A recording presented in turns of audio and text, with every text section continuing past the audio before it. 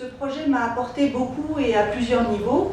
Au premier niveau, je dirais que ce projet m'a permis d'explorer un thème que je ne connaissais pas très bien et qui nous amène à traiter de questions qui me tiennent à cœur, qui sont cruciales, notamment les questions de lutte contre l'exclusion, contre les inégalités, mais aussi la prise en compte du point de vue des enfants, la richesse de ce point de vue des enfants. À un second niveau, disons que ça m'a renforcé dans la conviction que ces projets collectifs à une échelle transatlantique sont vraiment importants. Là, en l'occurrence, Afrique, Europe, Amérique, avec le Mexique. Et puis donc, à un troisième niveau, participer à ce projet m'a vraiment renforcé aussi dans la conviction de l'importance de ces échanges et de ces collaborations internationales, et notamment transatlantiques, comme je viens de le dire, à différentes échelles. Alors à l'échelle de la formation, parce que de nombreux doctorants, post-doctorants des différents pays ont échangé. À un niveau vraiment du rôle de l'anthropologie, je pense que ce projet m'a aussi renforcé dans l'idée que si on n'insiste pas sur la promotion des échanges que j'appellerais interculturels et intersociaux grâce à l'anthropologie, donc en travaillant à une échelle transatlantique notamment, on peut difficilement dépasser le grand partage, ce qu'on appelle le grand partage entre le nord entre guillemets et le sud entre guillemets, l'ouest entre guillemets et le reste du monde entre guillemets.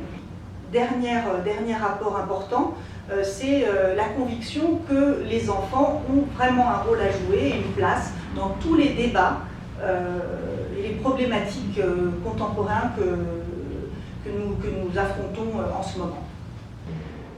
Mi integración al proyecto Child Herit resulta de una colaboración a largo plazo entre un grupo de personas, de antropólogos que nos conocemos, que los convenios institucionales entre el IRD, el Corsan y la Universidad de Lieja han fortalecido a lo largo de los años.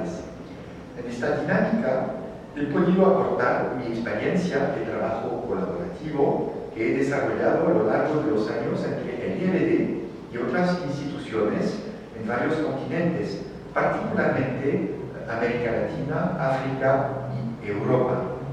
El proyecto Child Herit me ha permitido afrontar varios retos científicos. Lo más importante es sin duda situar a la infancia en el centro del desarrollo y de los mecanismos que permiten la transmisión cultural y del patrimonio. Sin embargo, no solo el patrimonio nunca se transmite como tal, sino que los niños también lo transforman apropiándose de él. Mi integración al proyecto Child Herit se da por una necesidad de la investigación. Generalmente los temas y las geografías y las poblaciones que he investigado a lo largo de mi formación tienen que ver con una necesidad etnográfica, y en este sentido trabajar con niños coincide en reunir intereses con otros dos colegas que trabajan el tema de la infancia de largo aliento. Este proyecto me ha aportado varias cosas desde el punto de vista de la investigación académico, en la formación de estudiantes, y sobre todo el poder trabajar un tema pues que conocía poco, el del patrimonio y la infancia, que ambos temas arrancan juntos en la investigación que estoy desarrollando yo con los niños Ludar. En el proyecto trabajé con niños y niñas guías en México, tanto en áreas rurales como en ciudades. Es muy llamativo ver que los niños reflexionan sobre el tema de la tradición o de la conservación a través de la cuestión de la transformación de la transmisión cultural. La manera muy positiva en que los niños hablan del patrimonio es una confirmación directa de la hipótesis central de nuestro proyecto, o sea que el patrimonio solo puede transmitirse si los niños pueden apropiarse. Sí, definitivamente los niños no utilizan el término patrimonio, pero las actividades que ellos realizan, los números que ellos crean, innovan y presentan en una función, como ellos le llaman, en un espectáculo familiar itinerante, pues los hace ser muy conocedores del gusto de los espectadores, niños y adultos, porque sus números son muy solicitados. Entonces, el patrimonio para estos niños sería justamente estos números, esta herencia que han tenido de las primeras generaciones que llegaron a México y que se dedican a espectáculo callejero. Je suis membre depuis 2017 de Child Heritage, qui signifie enfant et enfance dans la patrimonialisation, transmission, participation et développement, qui regroupe 3 continents, donc l'Amérique, avec le Mexique, l'Afrique, Mauritanie et Sénégal, et l'Europe, la Belgique, la France, le Royaume-Uni et l'Espagne. Donc j'ai eu à participer en 2017 et 2018 aux ateliers et aux séminaires organisés à Saint-Louis-Potosí au Mexique. Durant nos travaux au Mexique en 2017 et 2018, on a eu donc à développer des méthodes particulières partant sur donc, la perspective des enfants dans la patrimonialisation. Et de Mauritanie, sur un village qui est au bord du fleuve Sénégal, qui est en même temps mon village, où je travaille sur la transmission de la parenté à plaisanterie par un jeu pour les enfants. À travers ce jeu, les enfants apprennent d'abord la prise de parole en public, ensuite la tolérance et enfin de l'humour et de l'imagination pour donc pouvoir répliquer dans le jeu. J'ai travaillé également au Sénégal au niveau de l'île de Gorée, qui est une île reconnue comme patrimoine mondial de l'humanité depuis 1978. Et dans cette île qui était un transit pour les esclaves africains amenés donc aux États-Unis. Et c'est un site très touristique. Et depuis 2016, il y a un nouveau phénomène qui est apparu là-bas. Il s'agit des enfants guides, des enfants qui se sont improvisés guides et qui interpellent les touristes et qui montrent aux touristes ce qu'eux, ils pensent comme étant leur version sur l'île de Gorée. Alors j'ai intégré le projet assez tardivement, depuis septembre 2018, à l'occasion de la Nuit des chercheurs qui a été organisée à Liège. Et donc je me suis intégrée au projet parce que je travaille sur la place des enfants dans les rituels chez les Kabyles qui vivent au Togo. Et donc voilà, donc j'ai apporté quelques photos de mon terrain, quelques extraits vidéo. Et ce jour-là, donc j'ai participé aux échanges avec les personnes en discutant avec eux sur qu'est-ce que ça pouvait être pour eux le patrimoine, en essayant de leur faire réfléchir à quand ils étaient enfants, qu'est-ce qui pouvait être du patrimoine pour eux, donc le patrimoine entendu comme quelque chose auquel ils tenaient, qu'ils avaient envie de transmettre et de préserver. Et aussi donc avec les enfants, on a fait un petit atelier dessin où ils nous faisaient des dessins de ce qui pouvait être du patrimoine pour eux. Le patrimoine des enfants avec lequel j'ai travaillé est un patrimoine extrêmement hétérogène vu la société de terrain pris en examen, à savoir Liège, où on a une diversité extrême de repères sociaux et culturels. Si mon objet d'étude est le rapport au religieux, force est de constater que mon terrain m'a appris que le religieux n'était pas au sens strict dans l'intimité des enfants, nécessairement pour eux un patrimoine. Ça l'était dans certains nombres de cas, mais ce n'était pas systématique. Maintenant, si on se penche sur l'hétérogénéité que j'ai nécessairement intégrée et prise en compte dans mes recherches, cela pouvait aller de la musique aux jeux vidéo, l'internet, les livres, les dessins, l'école elle-même, dont les espaces sont largement réinvestis par les enfants. Bref, toute série de productions médiatiques de l'environnement proche ou lointain où ils vivent, où les adultes mettent un certain nombre de choses à leur disposition, mais dont les enfants se réapproprient. Et en se réappropriant, les enfants parviennent à créer du nouveau, dont ils dont ils manifestent ensuite l'importance dans leur vie, et ça rejoint alors la définition opératoire de patrimoine que nous avons adoptée dans l'équipe au sein du projet, qui est celle de choses importantes dans ma vie que j'ai envie de transmettre, que j'ai envie de partager plus précisément, et le partage implique une diffusion avec les gens qu'on côtoie, une diffusion qui est synchronique ici maintenant, et puis aussi une transmission qui est alors diachronique, qui se passe dans le temps, donc passage d'une génération à l'autre. Et de jeunes enfants, donc j'ai travaillé avec des enfants de 6 à 10 ans, ont envie que des choses qui sont importantes pour eux soient transmises aux générations après eux, à leur cadet.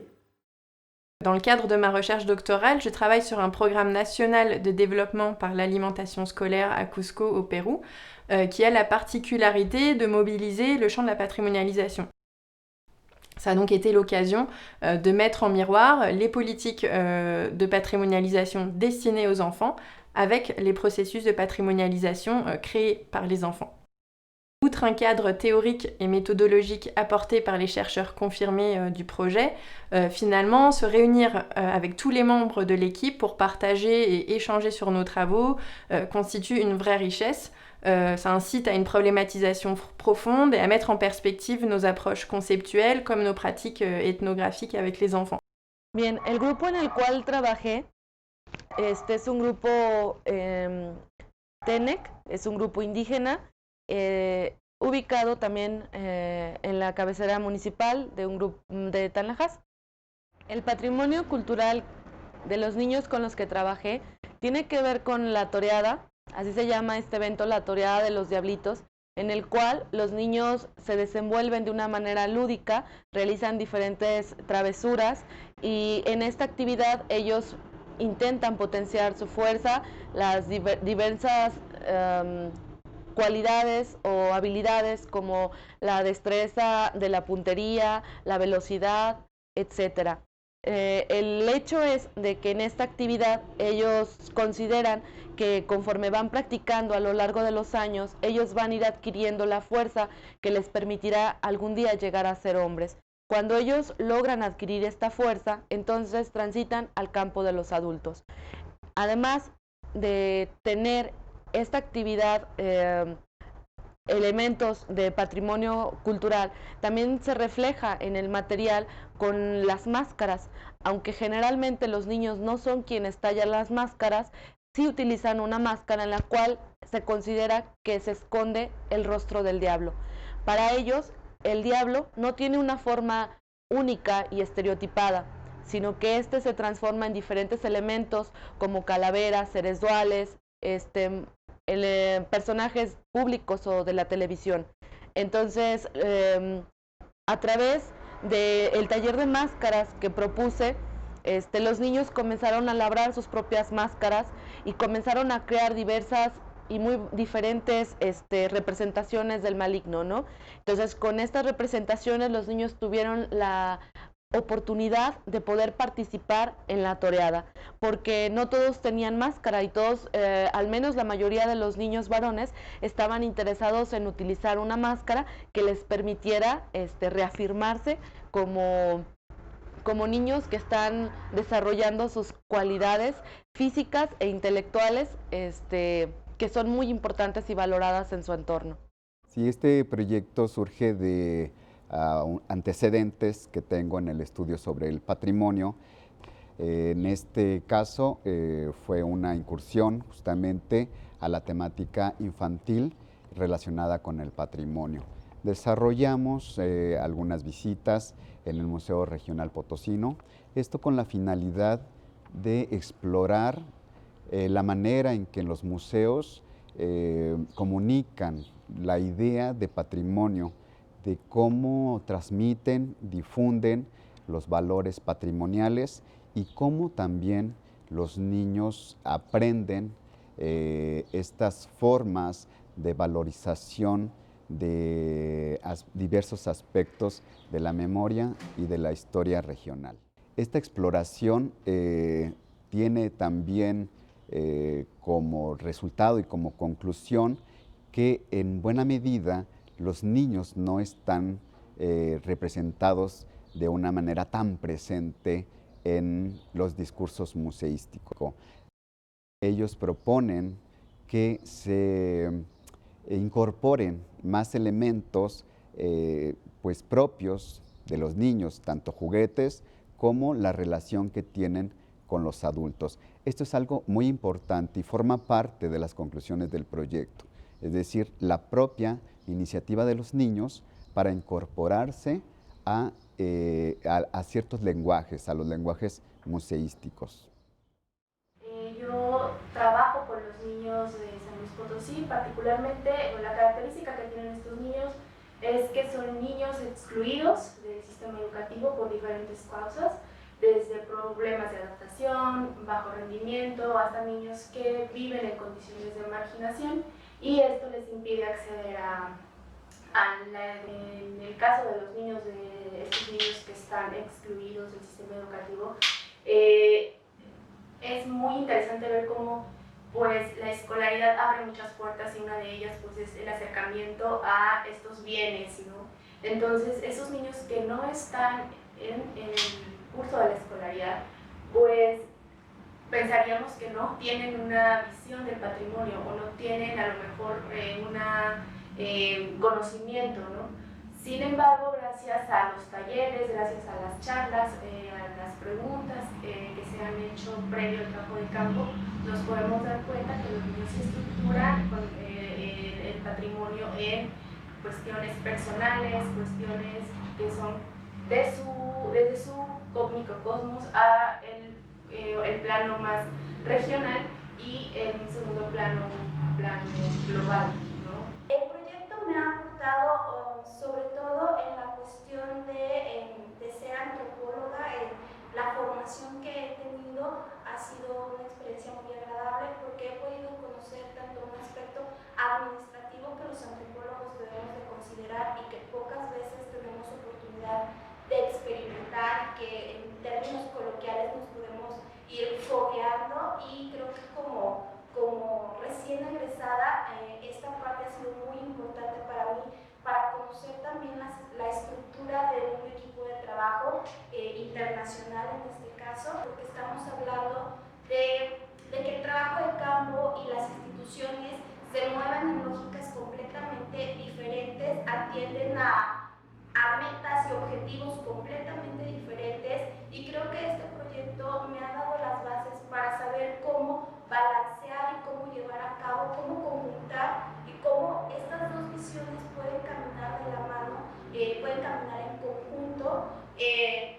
Por un lado, la institución, en este caso Colsan, y el proyecto han tenido la suficiente apertura como para poder integrarse, adaptarse e integrar la lógica de las comunidades, la lógica de los niños, la lógica de los papás, y en otro sentido creo que también tener la responsabilidad de salvaguardar la seguridad, la integridad, y trabajar la confianza con las personas y con los niños sobre todo, es un aspecto fundamental que hemos trabajado en el proyecto. Trabajo con niños preguntándose en qué consiste el patrimonio cultural para ellos.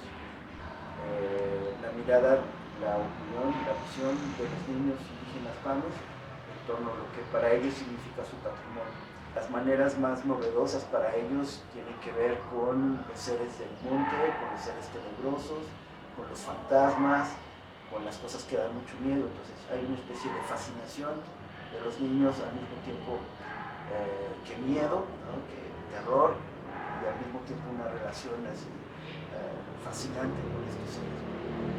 Entonces pienso que la manera más fácil de entender qué es el patrimonio para ellos es la relación con los seres nocturnos, con los fantasmas, con los diablos, las brujas, todos estos seres calamitosos que hay en el mundo de las relaciones. Estas personas han decidido rechazar las formas más visibles de su cultura, y entonces han dicho que se han avergonzado de ser indígenas. No es que se hayan avergonzado de ser indígenas, pero sí son víctimas de una discriminación, una marginación social y de racismo muy fuerte. Por esa razón es difícil hablar de lo que significa el patrimonio para ellos. Sin embargo, han encontrado maneras de salvar su mundo, ¿no? Entonces lo han disfrazado y lo han hecho tolerable para los demás, para no ser discriminados. En ese sentido, me parece que es mucho más difícil hablar de qué es el patrimonio para esta sociedad indígena, tuames, adultos, que para los niños.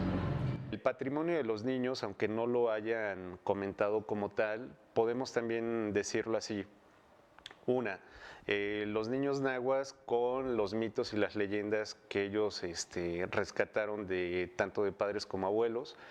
Las cazadoras de leyendas, donde ellas también rescatan una serie de leyendas de su comunidad. Y 3, con los niños de la zona metropolitana de Guadalajara, donde la lucha libre, la comida y la música formaron parte de este patrimonio, así como también elementos de la naturaleza. Y los problemas que yo enfrenté en trabajo de campo, yo creo que más bien fueron más en el área metropolitana por la confianza, y en el caso de los niños nahuas con el tema de la violencia por narcotráfico. Con las cazadoras de leyendas en la Manzanilla de la Paz, me parece que ahí fue distinto porque yo figuraba como un antropólogo y un profesor a la vez. El aporte al proyecto me parece que tiene que ver con el empoderamiento que tuvieron los niños al desarrollar esta investigación en 2 de 3 escenarios. Uno de ellos, los niños nahuas, ¿no?, que empezaron a hacer un rescate de sus mitos y leyendas en este contexto de migración. El otro es con las niñas cazadoras de leyendas, que también desarrollaron este proyecto, que tomaron como base las herramientas de la antropología y de la etnografía para poder entrevistar, hacer etnografía, etcétera, etcétera, con los abuelos de la comunidad. Y 3, con los niños del área metropolitana de Guadalajara, en el caso de Tlajomulco de Zúñiga, donde fue un trabajo más bien del antropólogo con los niños, ¿no? Pero me parece que esta creatividad de los niños en que ellos desarrollaran la investigación fue uno de los aportes más importantes.